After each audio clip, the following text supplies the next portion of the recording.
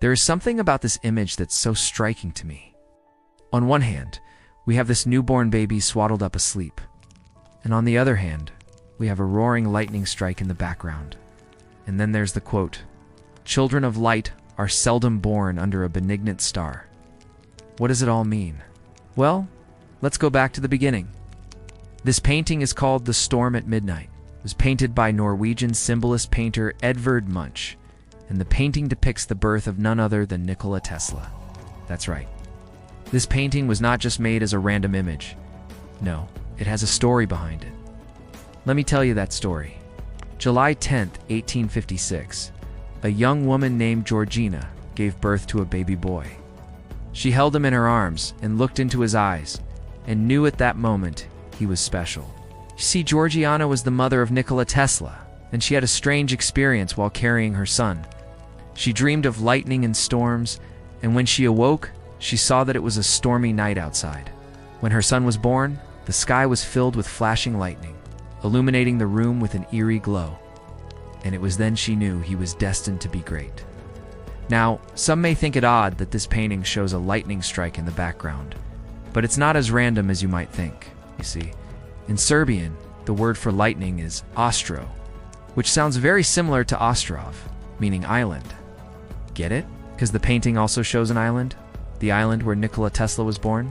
Smiljan? But there's more to the island than meets the eye, see?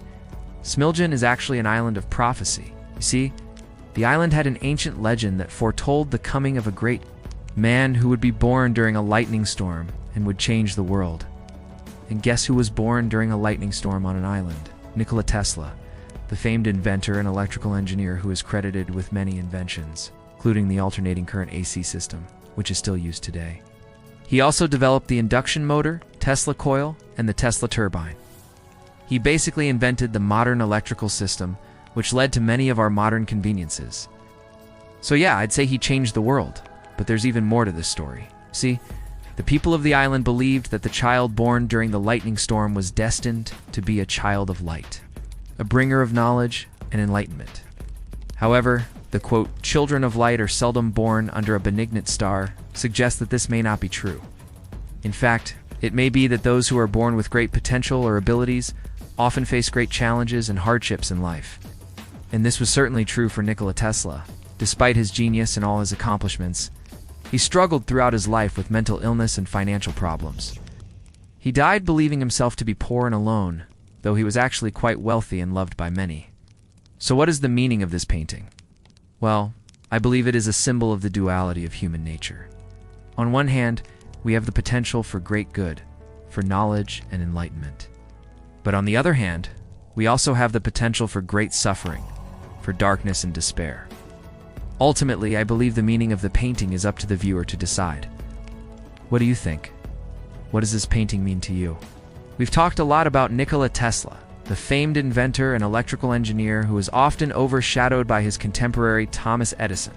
Today we are taking a look at Nikola Tesla's family tree, focusing on his parents. Let's start with Nikola's father, George Tesla. George was born on July 1820 in a small village called Tidal in Austria, which is now part of Croatia. His father, also named George, was an Eastern Orthodox priest. It was common back then for priests to have multiple wives. So George's dad married 2 more times after George's mom passed away. And as a result, young George had a half-sister named Angelina and a half-brother named Netalico. Anyway, George Sr. wanted his eldest son to follow in his footsteps and become a priest. But the younger George had other plans. He became an electrician and even invented a few things like an improved lightning rod and an electric motor. In fact, he patented this electric motor in 1872, making him one of the first people in the world to do so. Unfortunately, George died in 1879 when Nikola was just 23 years old. Now let's meet Nikola's mother, Kuka. Kuka was born in 1821 near Belgrade, Serbia. Her father, Sava Mandic, owned some land and was considered wealthy. However, her mother, Stanislava, was from a noble family. Even though Kuka wasn't a noble herself, she was treated like one due to her noble mother. Perhaps this is why she was able to marry above her social class. She married a high school teacher named Milo Savic, who was from a noble family.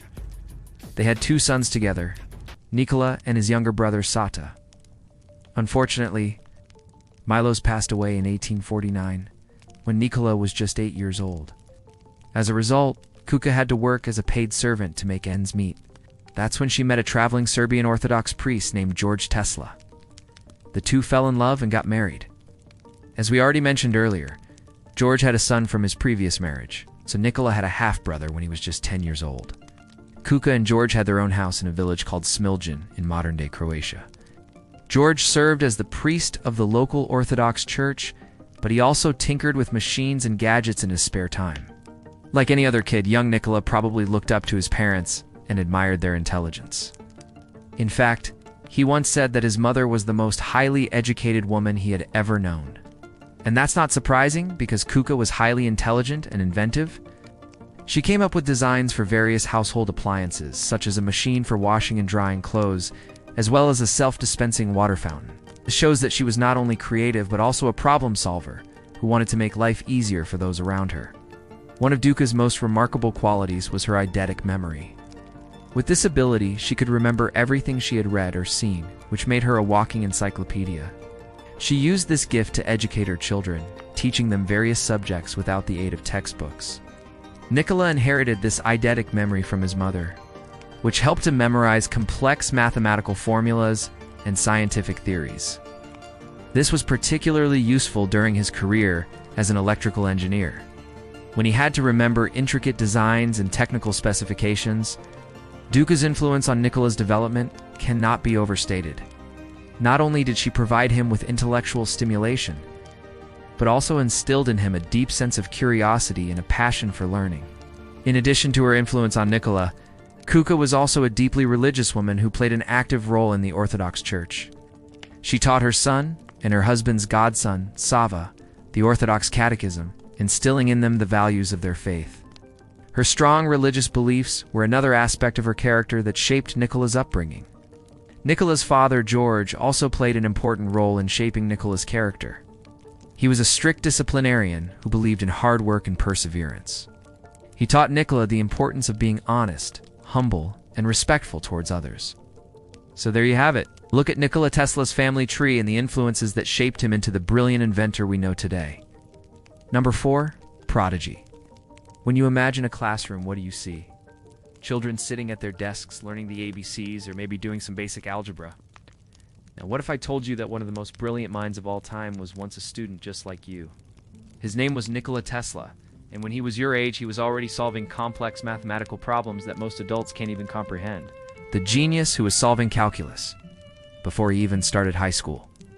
It's a tale that will inspire you to push the boundaries of your own abilities and never stop questioning the world around you. So let's dive in and discover the secrets behind Tesla's meteoric rise to mathematical stardom. But first, let's go back to where it all began, Tesla's childhood home of Smiljan. Located deep in the Croatian countryside, Smiljan was a small village with dirt roads and wooden houses. It was far from the bustling city life that Tesla would later become accustomed to in places like Paris and New York. But despite the simplicity of his surroundings, young Nikola's mind was already teeming with curiosity and a thirst for knowledge. At the age of 5, he was already reading books on advanced mathematics, and by the time he was 12, he could solve complex algebraic equations in his head. His prodigious talent did not go unnoticed, and soon he was enrolled in a special class for gifted students at a local school in the nearby town of Gospic. Here, Tesla's brilliance truly began to shine. He would often amaze his teachers with his ability to solve problems that were far beyond the scope of his young mind. One day, Tesla was given an assignment to solve a particularly challenging math problem. The task was so difficult that the entire class struggled with it for days. But Tesla, working in his usual solitary fashion, managed to come up with the solution within hours. When his teacher, Professor Paulini, saw the answer, he was stunned. It was not only correct, but presented in a way that demonstrated a level of mathematical understanding far beyond Tesla's years.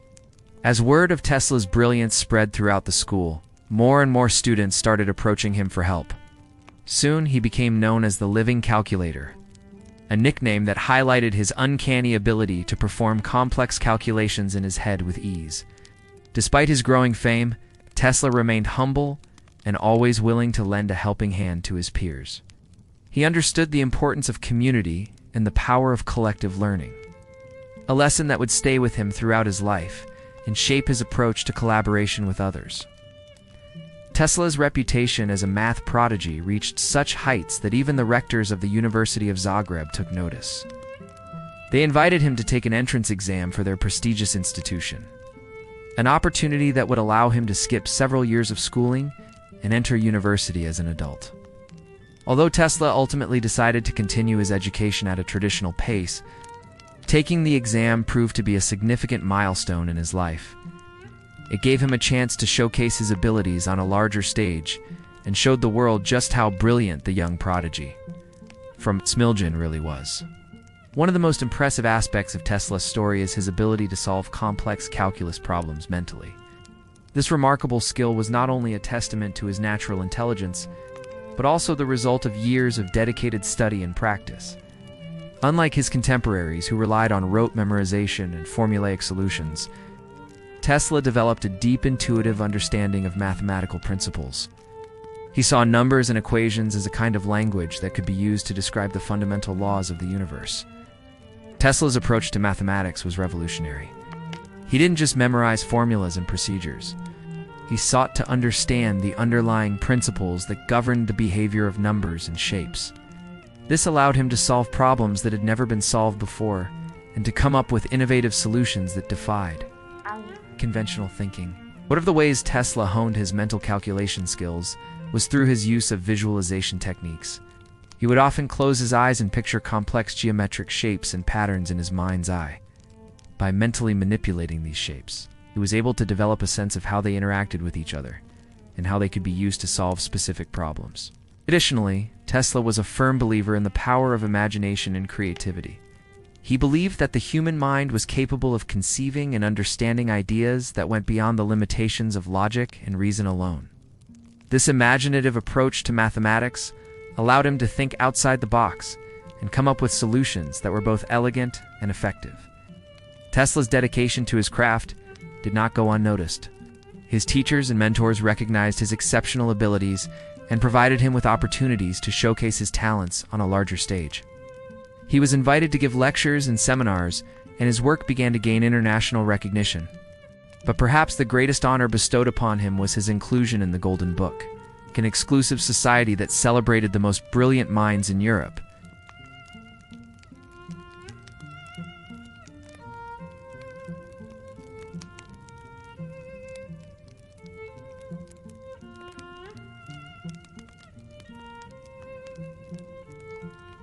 Let this tale remind you that with hard work, dedication, and an insatiable thirst for knowledge, you too can achieve the seemingly impossible.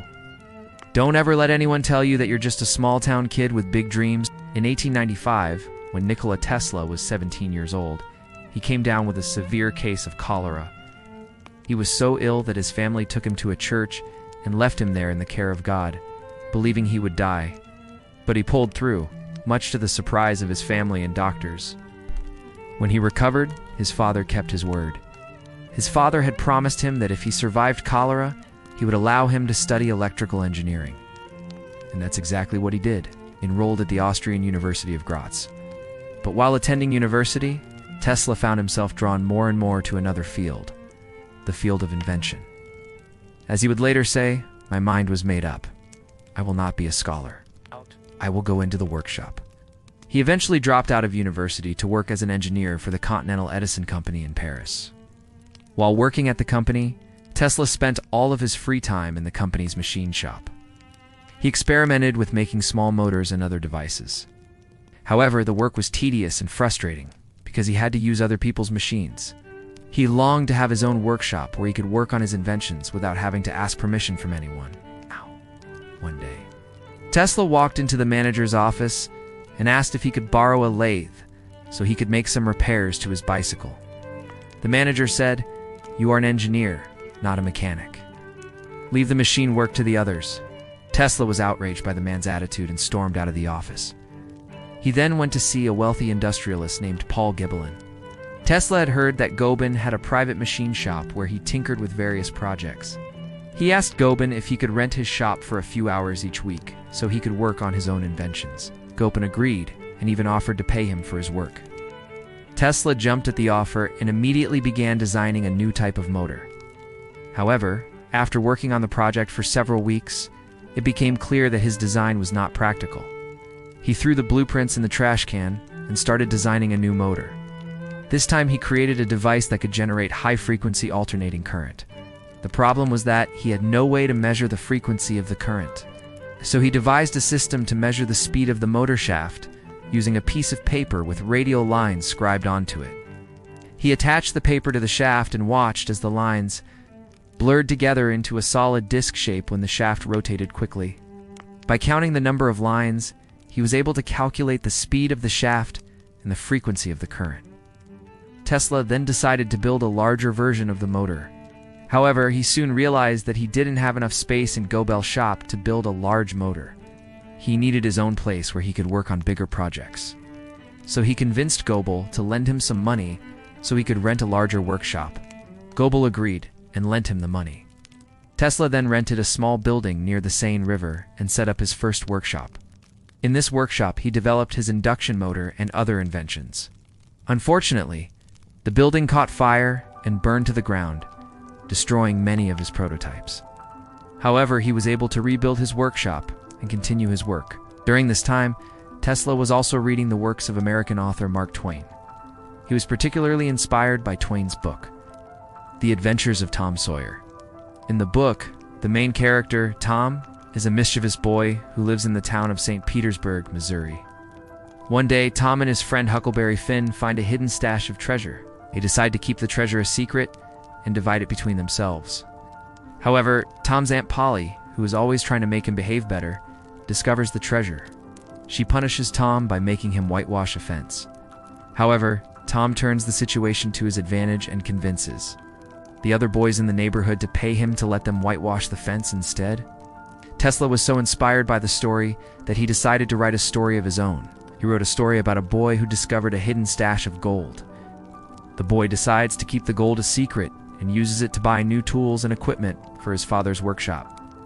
Tesla never finished the story, but the experience inspired him to pursue his passion for invention. He realized that he didn't need to be rich or famous to be happy. All he needed was his imagination and a place to work. So the next time you're feeling down, remember that even Nikola Tesla had to start somewhere. He was once a young man with big dreams and no money, but he never let that stop him from pursuing his passion, and neither should you. Now, we'll learn about Tesla's time in Graz and Prague, his alternating current motor concept, and how he came up with the idea of a Faust-inspired rotating magnetic field in Budapest. It was early 1896, and after finishing his work in the Colorado potato mine, Tesla went back to New York intending to secure funding for his new invention, an alternating current motor. He believed that AC motors could be used to deliver power to factories and homes. This would be much more efficient than the direct current motors that were being used at the time. These DC motors required a separate dynamo for each machine they powered, which made them expensive to operate. Tesla's motor would run from the same AC power source as the light bulb, eliminating the need for a separate dynamo and making it cheaper to run. Tesla had a few meetings with potential investors, but they weren't interested in funding his research. One investor suggested that instead of trying to raise money in the United States, Tesla should take his ideas to Europe, where investors were more interested in new technologies. So in January 1896, Tesla left New York and headed to Europe. His first stop was Graz, Austria, where he met with an industrialist named Sebastian Zervos. Zervos had a metal scraper manufacturing company and was also an angel investor in new technologies. Tesla showed Zervos a model of his induction motor and explained how it worked. Zervos was impressed and agreed to fund Tesla's research. If he could build a more powerful version of the motor, after some experimentation, Tesla built a larger induction motor that could generate 10 horsepower. He and Zervos then formed a partnership and began looking for ways to make the motor commercially viable. They knew that the motor was a success, but they needed to find a way to manufacture it cheaply. In February 1897, Tesla traveled to Prague to meet with the Skoda company, one of the largest engineering and manufacturing companies in Europe. Tesla and Skoda officials tested the motor and were impressed with its performance. They agreed to form a partnership and began making plans to manufacture the motor on a large scale. But before they could get started, Tesla had a falling out with Service. Service wanted to use the motor to power farm equipment, while Tesla felt that it had a much wider range of applications. The two partners couldn't agree on how to proceed, so they decided to go their separate ways. By this time, Tesla was running out of money and had to return to Paris to earn a living as an engineer. However, he continued to work on improving his motor design and eventually patented a new version that was more efficient and could be manufactured more easily. This motor caught the attention of an inventor named Lucien Gollust, who was interested in using it to power an innovative streetcar system. Gollust invited Tesla to Budapest to demonstrate the motor, and the two inventors began working together to improve the design. As Tesla worked on the motor, he had a breakthrough. He realized that he could create a rotating magnetic field by using two sets of coils wound around the motor's rotor. This would eliminate the need for a commutator, which was a complex and expensive part of the motor that had been holding back its development. On March 1, 1899, Tesla filed a patent for his new motor, which he called the Faust motor. It was an alternating current motor that used a rotating magnetic field to produce motion. This innovation made the motor much more efficient, and Tesla was awarded a patent for his invention. Gollust was so excited about the potential of the new motor that he planned to use it to build a revolutionary streetcar system in Budapest. The system would consist of a single rail with a trolley wire above it. The streetcars would be powered by Tesla's motors, which would be driven by electricity generated by a hydroelectric plant on the outskirts of the city. Fortunately, the project was never finished due to a combination of factors, including the lack of funding and the outbreak of World War I. But the idea was sound, and similar systems have been used around the world ever since. Despite the setback, Tesla was still hopeful. He believed that his motor had many applications and that it would eventually be used to power everything from streetcars to household appliances. Do you know how Nikola Tesla ended up working for Thomas Edison? You know, the famous story about how Edison offered Tesla $50,000 to build an induction motor that could power a fan in Tesla? Spent 2 years and turned it into an alternating current generator instead. And then Edison got mad because he wanted direct current and not alternating current. Yeah, that's not how it happened. I'm here to tell you the story of how Tesla came to America and got a job from Edison. In 1884, Nikola Tesla arrived in New York City. He had very little money and didn't speak much English, but was a recent graduate from the Austrian Polytechnic with a degree in electrical engineering. His first job was repairing dynamos at a machine shop owned by Anthony S. Ferd. Now, Ferd had been born in Germany and immigrated to the United States in 1867. He started his career working for a company that manufactured sewing machines, but soon began working for himself, first as an electrician and then as a contractor. By 1883, he was running a small machine shop on 48th Street near 9th Avenue. It was there that he met Tesla. When Tesla arrived, he was interviewed by Ferd in broken English and with the help of a translator. According to Tesla, I told him what I could do, spoke of my experience in the Continental Edison Company. He looked at me for some time in silence, after which he said slowly, "You are too smart by half. That won't do." I insisted, however, and he finally gave me a trial of 3 days. The job was to rewind and repair damaged armatures and stators for electric motors. This is probably what they meant by dynamos, since the term dynamo is often used to describe a type of electric motor. Ferd told Tesla to come in at 8 a.m. the following Monday and bring tools needed for the job. However, when Tesla arrived, he was informed that his services were no longer required. Apparently, Ford had made a hiring mistake. As Ford himself stated, "I found out after I hired him that he did not know anything about repairing dynamos. He was just a theorist." Tesla was only 28 years old, and this wasn't true. Tesla had plenty of experience as an engineer, including designing and building a motor while he was at university. Also, while working for Conti, he helped design and build a large induction motor. But that's not how things work in America, so Tesla went back to the Continental Hotel to pack his things and get ready to go back to Europe. He had been in New York for less than a week and was completely out of work already. Just then, he ran into Charles Proteus Steinmetz, who was also recently hired by General Electric to help improve their induction motors. Tesla and Steinmetz quickly hit it off and became friends. They shared similar views on alternating current and its potential uses. Plus, they both suffered from social awkwardness and had difficulty understanding American culture. So they kind of helped each other out. Since Tesla was looking for a job and Steinmetz worked for General Electric, he recommended his friend to his boss, whose name was Thomas Edison. That same day, Tesla was interviewed by Edison and hired. Steinmetz later said Tesla's inventive genius could not be hid. I took him to Mr. Edison. Edison saw at once that Tesla was a great electrician. I think he realized that he had found in Tesla an alter ego in technical matters. For the next few months, Tesla worked under Steinmetz improving induction motors, but he was eager to do his own thing. In November, he left GE to join Edison Electric in New York as a general engineer. His main responsibility was to design and build a new high-efficiency dynamo. He completed the project in about a month and moved on to his next one, which was to build an improved version of the Edison electric light socket.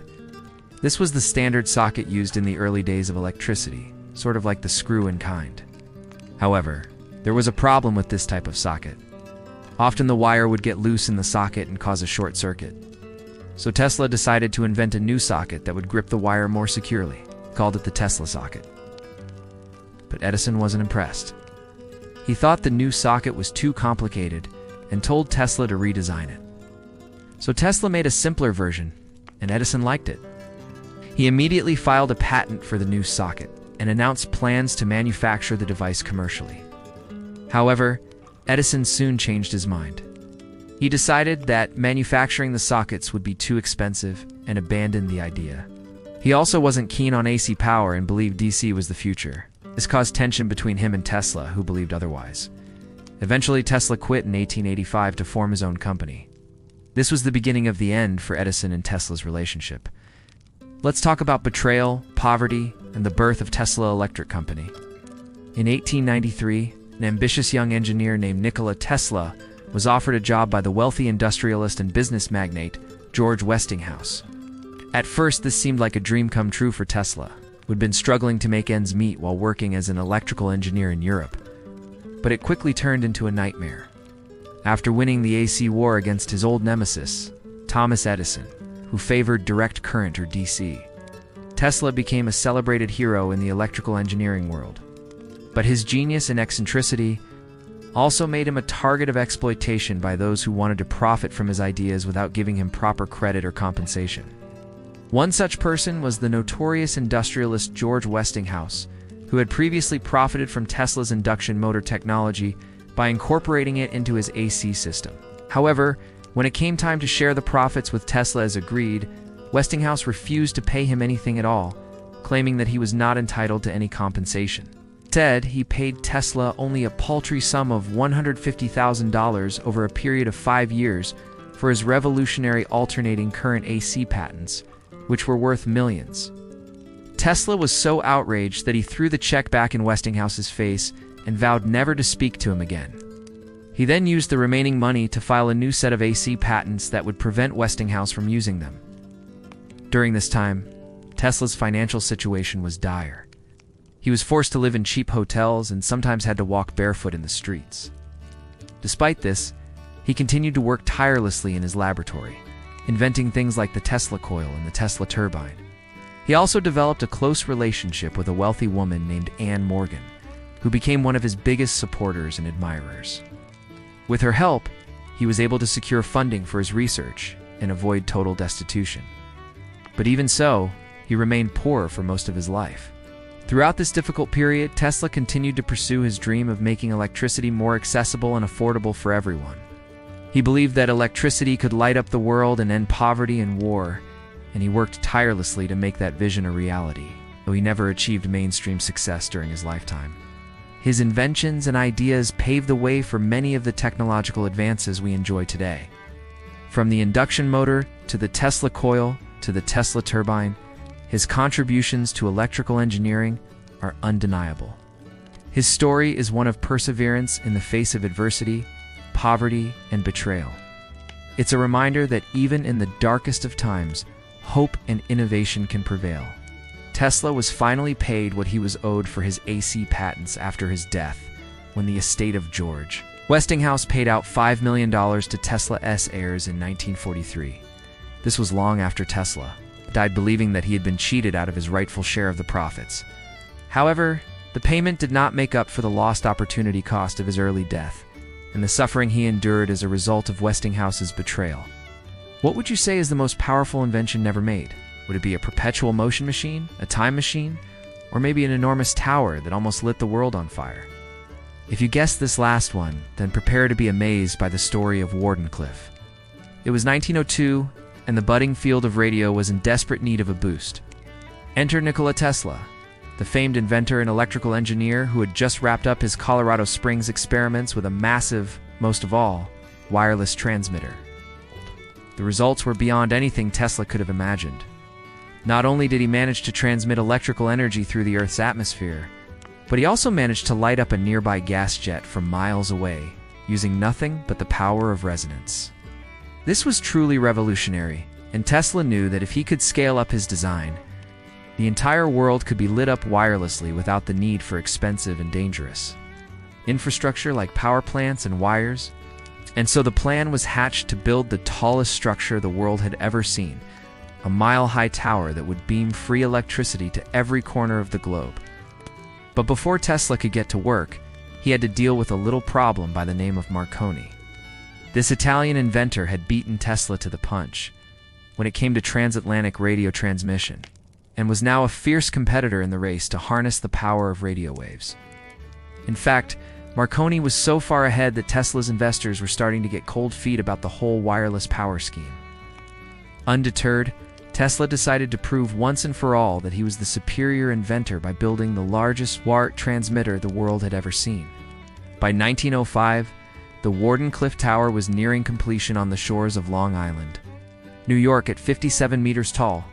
It was almost as tall as the Eiffel Tower and twice as tall as the Statue of Liberty. But even the naysayers had to admit that this was quite an impressive feat of engineering. Tesla hoped that this would impress his investors enough to greenlight his wireless power scheme, but they had already lost interest by this point. With no money coming in from investors, the project was abandoned and the tower was never finished. What's more, the partially built tower was extremely dangerous and prone to attracting lightning strikes. In order to prevent damage to the structure, Tesla decided to implode the tower using explosives.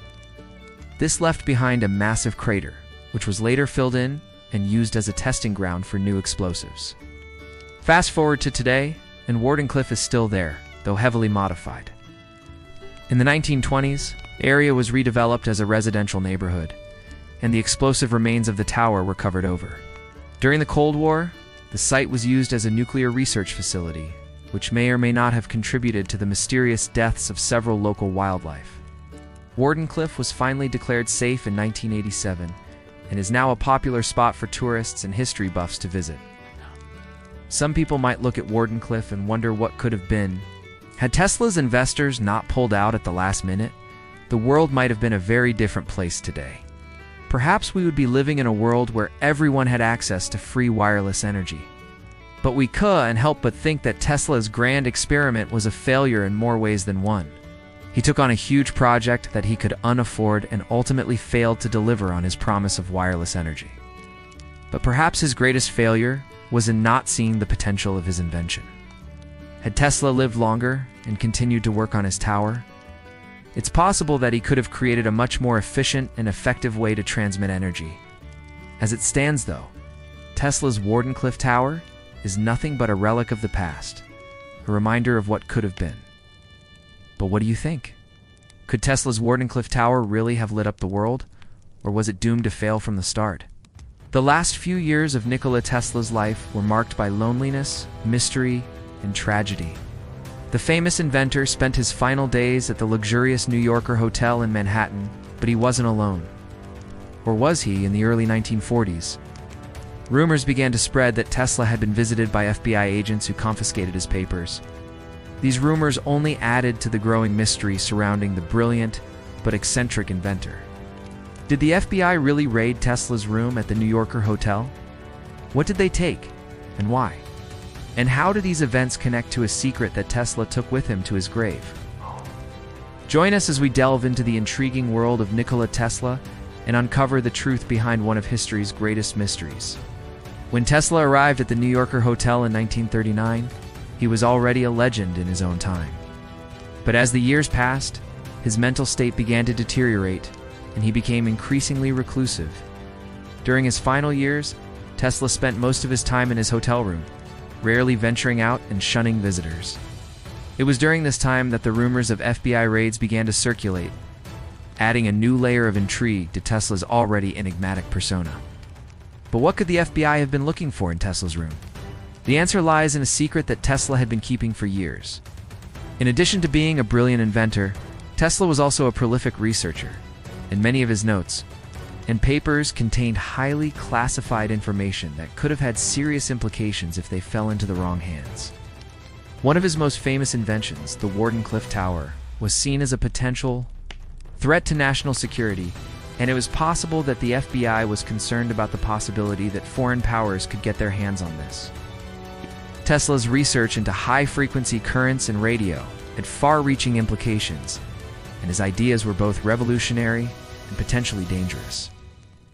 Tesla may have been seen as a potential security risk, and the FBI may have been looking for any evidence of espionage or sabotage.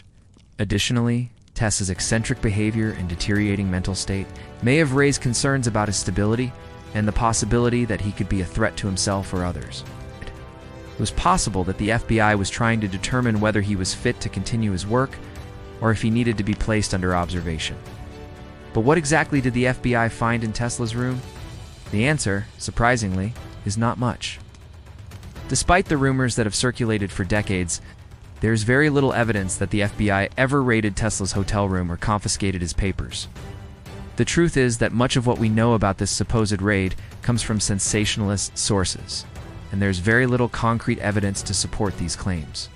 It's possible that some of Tesla's research notes and papers were taken by the FBI, but there's no evidence to suggest that they did anything more than conduct a routine security check. The real mystery is what happened to Tesla's papers after he died. When Tesla passed away in 1943, his estate was virtually worthless, and his belongings were sold to pay for his funeral expenses. It's possible that some of his research notes and papers were among the items that were sold, but there is no evidence to confirm this. Without clear evidence of an FBI raid or a list of what was taken, we may never know for sure. Despite the lack of concrete evidence, the rumors of an FBI raid continue to persist. Some believe that the government is still hiding the truth about what happened to Tesla's papers, and that they contain information that could change history. Others believe that Tesla's research was simply too advanced for the time, and that the government wanted to keep it out of the hands of foreign powers. After Tesla's death, his work was largely forgotten until the late 20th century, when renewed interest in his life and inventions led to a surge in books, documentaries, and films about his life. Today, Tesla is celebrated as a genius inventor, and his contributions to science and technology are finally being recognized. Although the mystery of the FBI raid may never be solved, one thing is clear. Nikola Tesla was a brilliant and innovative inventor whose contributions to science and technology continue to shape our world today. His legacy lives on in the countless ways that his inventions have improved our lives and in the continued fascination with his work. While the rumors and theories may continue to circulate, one thing is certain. The real Nikola Tesla was a man ahead of his time, whose genius and eccentricities continue to captivate us today. Did you find this video helpful? Let us know in the comments below. Make sure to subscribe and give this video a like.